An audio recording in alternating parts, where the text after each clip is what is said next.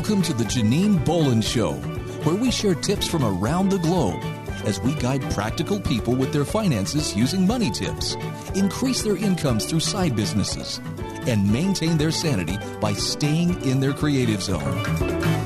Hello, Janine Bolon here, and thank you so much for joining us today. I am riding high. I am in a fabulous mood today because I just got back from Las Vegas, where I got to watch my two dear friends, Laban Ditchburn and Anna Moldova.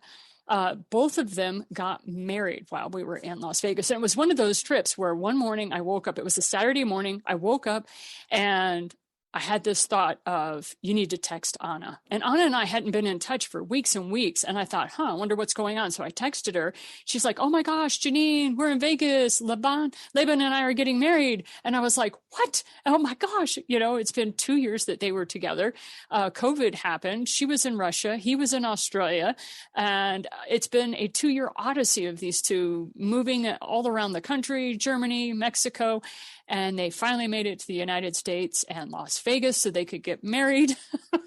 And I know you probably have heard so many COVID stories like that, but I just wanted to share with you that they got married. So I wanted to say and give a shout out to Mr. and Mrs. Ditchburn.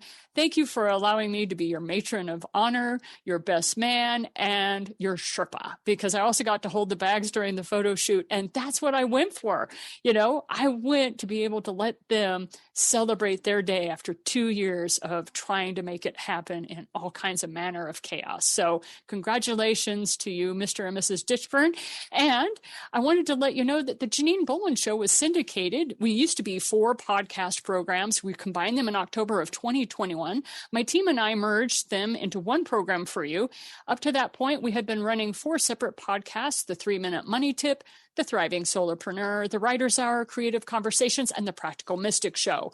Today, I am highlighting one of our 99 authors who have signed up to assist me at helping you. Through the course of this year, they will give you guidance and perspective on how to get your message, your story, or your memoir out into the world. So even if you aren't an author that wants to write a book, and maybe you're just somebody who has something that you want to share with others, please stay tuned. These people can help you.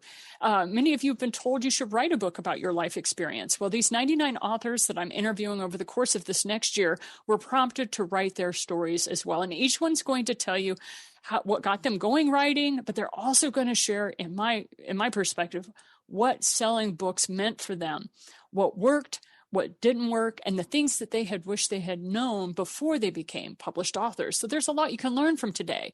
And today I will be interviewing none other than Professor Dr. Rena Kessler. Welcome to the show, Rena.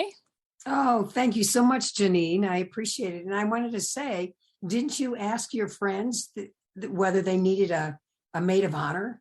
Right. Oh, yeah. I totally forgot about that. Yes, I texted them, and as I was trying to arrange things, they're like, "Yeah, we'd love to have you here. You want to come?" They were in shock. They were in shock that somebody would drop everything. I'm like, are you kidding? I've been watching your odyssey for the last 2 years. But back to you, Doctor, Professor. I love calling her Professor because she and I both were professors in college. And I'm going to read out a bit of her bio because I know she likes to just jump right on in. But she not only was a professor, but she turned into an entrepreneur. And now she's an authorpreneur because she has multiple books. She took the favorite parts of being a professor and she created not only a coaching, but also a speaking practice. And frequently she uses her 40 years of outdoor adventure, climbing mountains, speaking and writing about leadership, team development, and personal development. She coaches clients as they move into the next lifestyle or their next business. And what I love is she values the essence of desire. Desire gets a bad word. I mean, some people consider it a bad word. It gets a bad rap.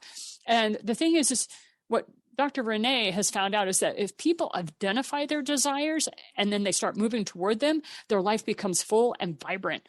There's an aliveness to them that they didn't have. So basically, she keeps people from saying, I shoulda, I coulda, I woulda, and she helps them navigate toward their goals and their summits and their desires. So thank you so much for all that you do there. Love it, Professor. Thank you, Janine, for having me. So you're not only this fabulous entrepreneur that's written a couple of books.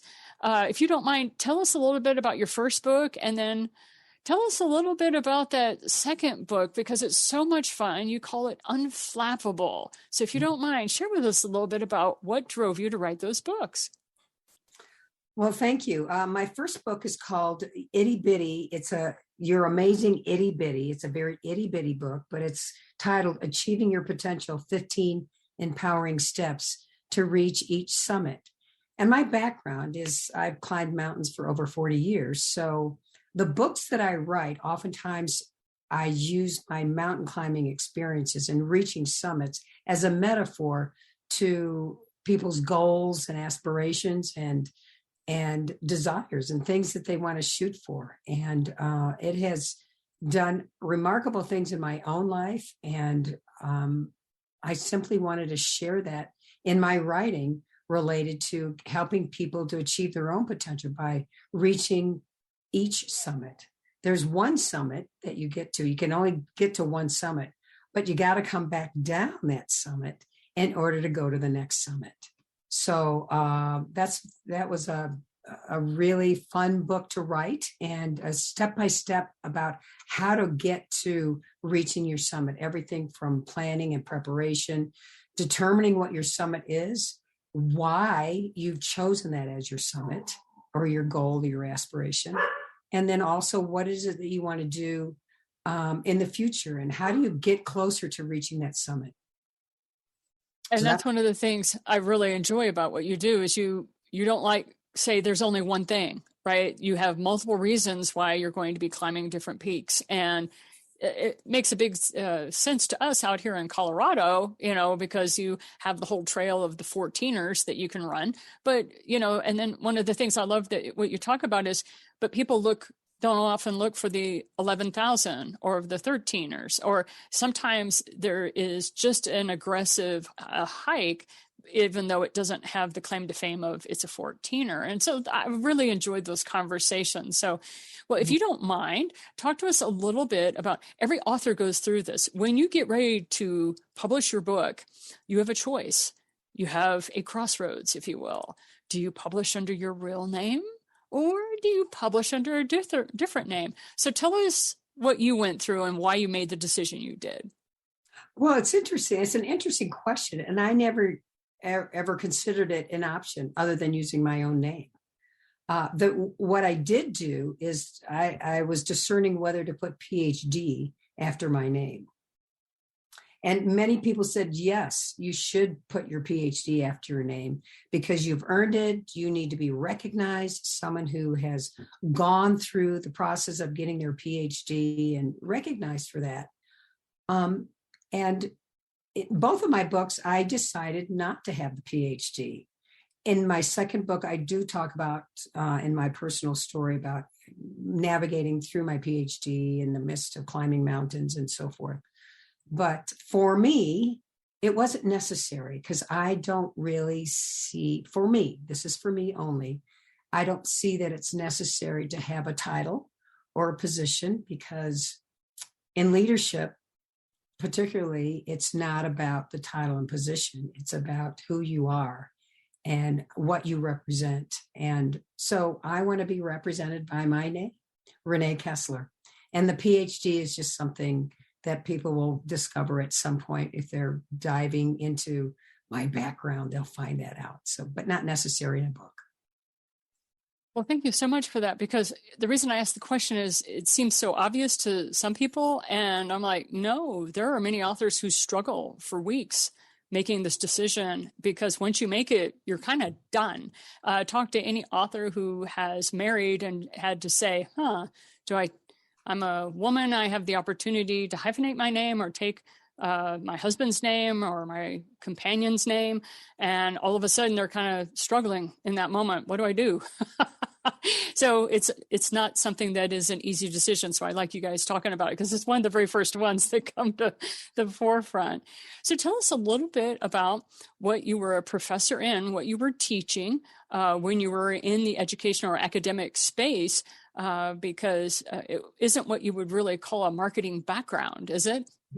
Exactly. I knew nothing about being an entrepreneur or remotely about marketing. My background is in outdoor education and environmental education. So I worked at at a university in Virginia, where I was the director of our outdoor education program. And so I took students out on adventures. I taught academic lecture style classes as well, but half of my schedule was taking students out on adventures, domestically and also internationally on adventure trips. And many of them were related to leadership development and personal development kinds of experiences. So I learned as much as the students did in those kinds of experiences. But I had no background in marketing, although I'll back up and say that in order for me to advertise for these trips that I was doing for the university, I had to do some marketing. I did it personally, face to face. I did it, in flyers. I did it through email. So in some ways, I was sort of an armchair marketer and didn't know it until now we're having this conversation. Right. It's funny. They now call authors authorpreneurs because literally your book becomes a business. And if you have no background in entrepreneurship, thank heavens you had your leadership experience, because that is kind of being an entrepreneur. Is you are the leader, you're the top, you're the one making the choices, the decisions for ill or for gain. It's happening. So talk to us a little bit about what surprised you about the book marketing process and publishing a book. I mean, what were some of the things that you were like, wow, on the publishing and marketing a book? Well, one is having my first book. I went through a publishing company, and it was an okay experience. But after that experience, I knew that I was going to be writing at least another book, and decided to try the other avenue of self-publishing.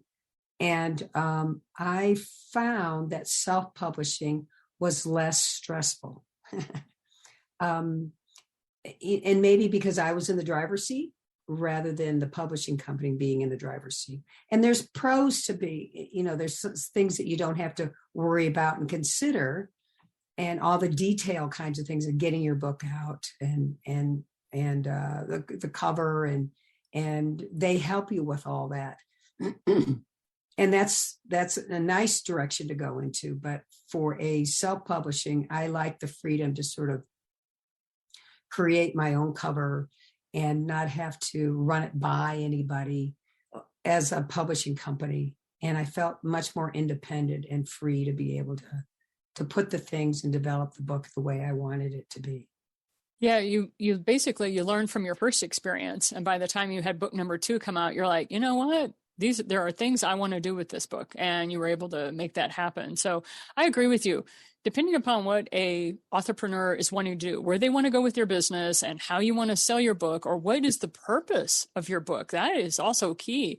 Will dictate whether or not you go through a publishing firm or self-published. And like you said, I've heard it from both sides. I've heard the authors that have published over 23, 24 books, and they have half and half. And they're like, I want to do XYZ with this book, so it's going to go through the publishing house. And yeah, they actually split it up that way. So it's like you said, depends on where you're going, what you're doing, right? What mountain are you climbing today? So tell us a little bit about what you would change if you started marketing your books today. So go ahead and think about the experiences that you had with both of those books. And, what are some things that you would do differently if you were to start today? I think that I would maybe even contact a marketing firm because, again, I didn't have a background in marketing, and I did it just based on people that I knew. I used social media an awful lot in marketing my book, and through emails and doing book launches and those kinds of things. But I think having done it again, and I may follow through with writing a third book, that I would connect with a marketing firm and give them the opportunity to expand my marketing venues that I was unaware of at the time that I did it on my own. Right. Okay. And so if you don't mind sharing with us, what worked best for you? I mean, what did you do that sold the most books for your own personal experience? Mm-hmm. I think the thing in my second book, I think the thing that really kind of surprised me is when I offered, and this is again on social media, that if people were interested in purchasing my book, that I would pay for the shipping and handling up through Christmas. In other words, I'm giving them a Christmas present. And my book happened to be coming out just before Christmas, maybe 3 weeks before Christmas. And I would say a large amount of people capitalized on that offer. I was sending books out all the time, multiple books out every day, 10 books out every day. And up until Christmas, I said, this offer is extended till Christmas. And people capitalized on that. And I think that was really, being creative related to Christmas or a holiday or something that's a gimmick that gets people to say, oh, I'm gonna buy this book because of this. And I get a discount. And it wasn't a great discount, but it was a discount enough for them to move them to purchase the book. And when did you start this launch? You mentioned that you ended it at Christmas, but I didn't catch when you started the launch. It was probably December 1st. Oh, so it was a real fast one. It was like definitely 24 days or less. So people capitalized on it, because Christmas was getting closer. Right. That makes sense. Okay. So a hard deadline that everybody could keep in their head. Yeah. Mm-hmm. What process did you try to sell books with that was an epic failure? I asked this of all my authors just because some of the stories have been hysterical, but other ways you guys are teaching us how to save our money too. I think it's, for me, when the mindset is about, here's my book, buy it, rather than here's my book, you can benefit from it. And these are the reasons why. And I think when I first started in my very first book, brand new at all this stuff, here's my book, first time author, buy it. Essentially, I mean, in more words than that, but it's not including how it's going to benefit the reader. It was about giving the audience out there enough information about how it's going to be helpful for them, how it's going to benefit them, rather than just the idea of buying the book so money comes into me. We in radio, because I've been in radio since 1987, we used to call it the old radio station, WIIFM, meaning what's in it for me, right? If you can't share with your reader what's in it for them, they're not going to be able to help you out. So yeah, thank you for playing into that. I haven't been able to use that call sign in a long time. Well, tell us the story that you tell about yourself that gets the kind of the most laughs from your target audience. Well, I don't know if it's the most laughs, but it certainly is memorable for audience members. And when I had my first climbing experience when I was in college, and that completely changed the trajectory of my life. And it was 1977, and I was in Wyoming with 13 other college students, and we were backpacking in the Wind River Mountains in Wyoming. And we had an opportunity to climb this mountain, a little over 12,000 feet. Well, I came from the Midwest, and I had never seen a mountain before, let alone climb one. But I was all in. I thought, I like the adventure. I like the newness. I like the learning from it. And and in those days, people weren't going to REI or any outdoor companies to get their clothing. Everybody was going to the local Army surplus store. And so we all looked like an Army battalion. We all had green wool pants on, wool shirts, that long wool, long underwear that's a cotton blend. That's that beige where it buttons down the front and has the flap in the back. And when I tell that story about the flap in the back, right? People who were in that era get it, because yes, the old Westerns. And that's how they walked around, and that's what they wore. Well, that's how we dressed. And we hiked in these pretty heavy leather steel shank mountaineering boots. And that's what we climbed in. Climbed this peak of over 12,000 feet in this heavy wool clothing and these heavy wool or these heavy steel shank boots. My first mountain ever climbed. And I had wakened the next morning after that climb and said to myself, this is what I want to do for the rest of my life. And so that epic experience of going up the peak and coming down late at night, and we didn't get back to camp till 11:30 at night, and it was 16 degrees out, October 1st, 1977. And I always remember that day. When October 1st comes around, it's a really important day because I knew this. It wasn't so much about climbing the mountain. It's what I gained, what came from climbing that mountain, that I wanted to be able to share that energy and that passion with other people. Those are the stories I love. I love learning how people find their purpose, and some people would be like, well, that's not much of a purpose. I've had, when I've shared my purpose with people, they were like, well, that's not much of a purpose. And I'm like, well, it may not be to you, but it sure does keep me busy and engaged. So I'm thinking I'm the person that needs to work with that. We're going to take a little bit of a different tact, and I would love for you to share a little bit about yourself. What's the biggest change that you've seen in yourself since you started marketing your books?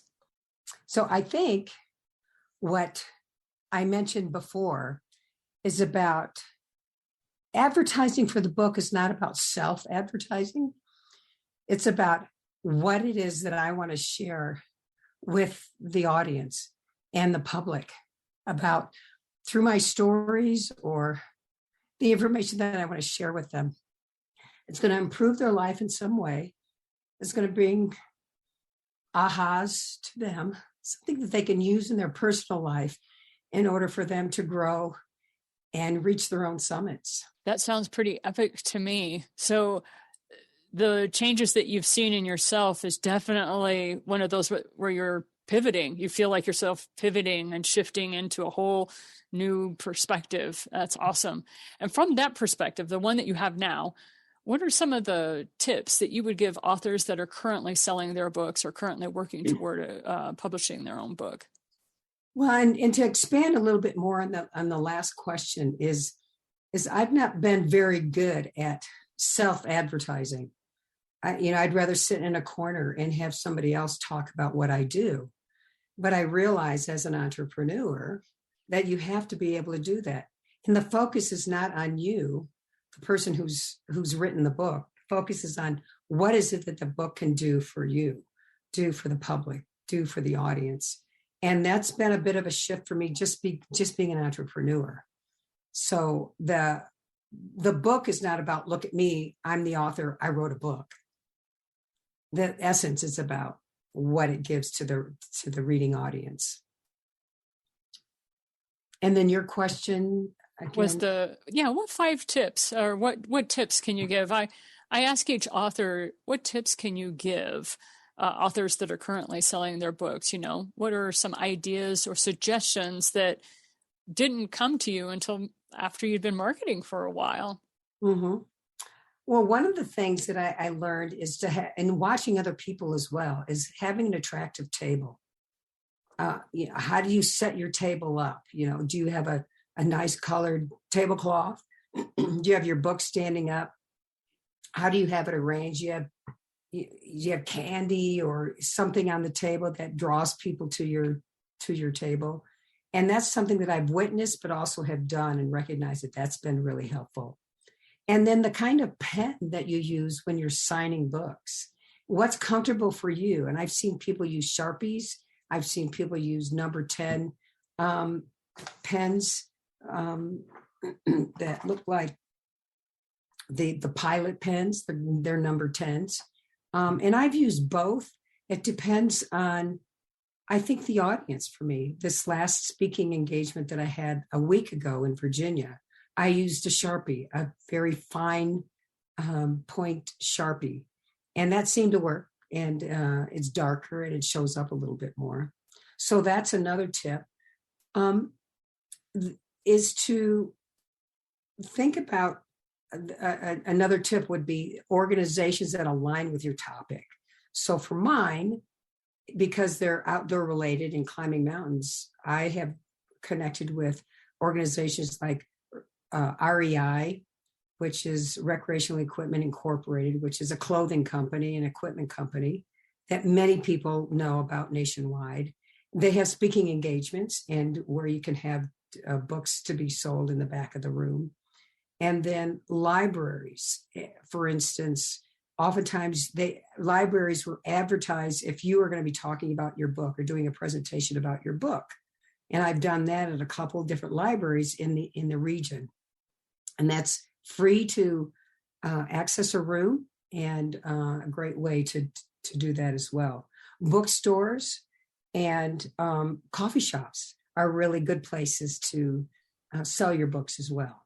And so some of you may be thinking, oh, yeah, but those are all offline. And that's one of the things I wanted to share with you. Many of the authors that I am speaking to are very proficient at online marketing and sales. But one of the things that's delightful about Dr. Kessler is the fact that she is an outdoor person. So she likes to engage with people. So COVID was a little bit challenging. You moved into Zoom like everybody else. But I just wanted to share with you last night when I was on the airplane, people were celebrating because the federal mandate had been lifted on the mask policy. So when I found out this morning I was going to be chatting with Dr. Renee, I was like, this is so perfect. Talk about stars aligning, because now we have the option to get back out. Some of you faster than others, but whenever you hear this, we just wanted to let you know there are so many ways that you can definitely market your book. So, Dr. Renee, if you wouldn't mind sharing with us, what is the thing that you most misunderstood about being an author or becoming an author? What was one of those big blind spots that you're like, oh, wow, didn't see this coming as an author? Well, I think for people out there, for other people, they think they have to be smart. They have to know how to write. They have to be really perfect in everything that they put in their book. And if you have those kinds of mindsets, you'll never write a book. And I think I started that way, but I've been writing for a long time. Not as a professor, we write a lot anyway, but I have kept journals since I've been in 5th grade. And journaling has helped me in writing and getting my thoughts out on paper anyway. So those are things, but I think people out there, when they see an author and they can, are admired by, someone who has written a book, I think that's great, but they also find limitations in themselves, thinking they can't do it because they don't have those qualities. They don't know how to write. They don't have a story to tell. Everybody has a story to tell. And I'm not any special person that becomes an author. I'm just the girl down the block who has something that they want to share with the reading audience that I think would be helpful and is also in some ways cathartic for me in sharing the stories that I have about the good, the bad, and the ugly of leadership that I learned from climbing mountains. Thanks so much for mentioning that, because that is so very true. I was actually told by multiple people that I was a horrible writer, and here I am working on my book number 12, right? And so it's like I was told consistently I was a terrible writer, and thank heavens for my very first editor, who also happened to be my husband at the time, and he worked with me and got my writing up on track, and he actually was one of my biggest supporters during that period of time. I'll always be grateful to Brad for what he was able to do for me during that period of time, because I went from my self-identification as being an atrocious writer to, no, I had some skill with the pen and I could do this. So both sides, whether you were somebody who's journaled, like Dr. Renee, or somebody like myself who was told that you were a horrible writer, that doesn't matter. And so thank you for bringing that up. I love that. So if you don't mind, we've finished our 13 questions I ask every author on the 99 Author Project, but I'd love for you to tell us a little bit about your current project, because it's so cool. Yeah, thank you.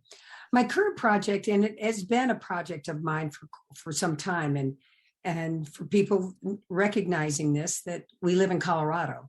And I love the outdoors. I love hiking, and I love taking people out on hikes.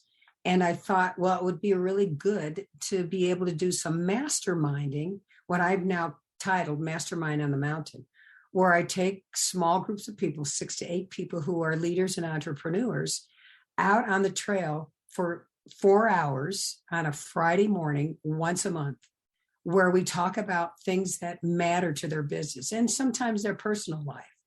And we mastermind up and down the trail by doing activities. We do great engaged discussions about a topic that I choose. And it's become really rewarding for them as well as me, because I see the light bulbs go off. And I call it a holistic approach to masterminding. They're outside getting that spiritual connection. They're exercising. That helps their overall physical well-being.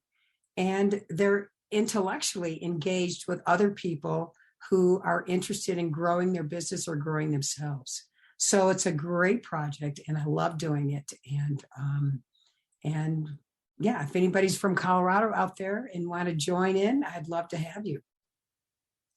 And it's one of those things where they make the states bigger out here on the western side of the United States. And so when I first found out about this, I was like, oh, Dr. Kessler, I'm so in, sign me up. And then I found out it was almost a 6-hour drive to where I was going to have to go. And I was like, oh, that's so we're working it out, and it's going to happen this year. Don't ask us when, but definitely follow up with me and go, Janine, have you talked to Renee, and have you been on her mountain yet? Because the answer is I need to make that happen. So thank you so much. I appreciate your time today. Thank you so much for being a spotlighted author for us, Dr. Renee. Oh, thank you so much, Janine, for having me. And thanks everyone for listening. We hope it was helpful to you. And this is Janine Bolon signing off with you today, and all of us here at the 8 Gates, which is the company that produces the Janine Bolon Show. We wish you a wonderful week, and we encourage you to get your message, your story, and your knowledge out into the world. Make it a better place, just like these authors are doing for the newer authors that are coming along behind them. We'll see you again next week. And until then, you keep sharing what you know with others. You keep shining that light that is you. And don't forget to go out today and do something fun for yourself. Thank you for listening to The Janine Bolon Show. Be sure to subscribe to our show notes by going to thejaninebolonshow.com, where you'll find additional resources as well as the opportunity